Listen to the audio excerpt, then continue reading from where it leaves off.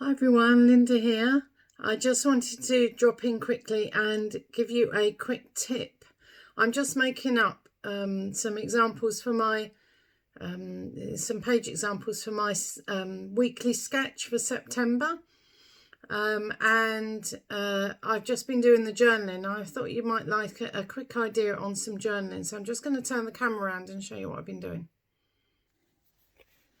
Okay, so this is the journaling box that I'm currently putting on to a page. Now, I know some people get a bit jumpy about writing directly onto their page.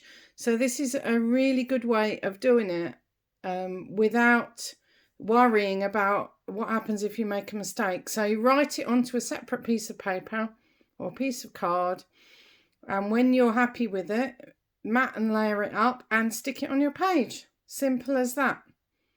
So, hey presto, 1 minute tip. Hope you enjoy it. See you soon. Bye.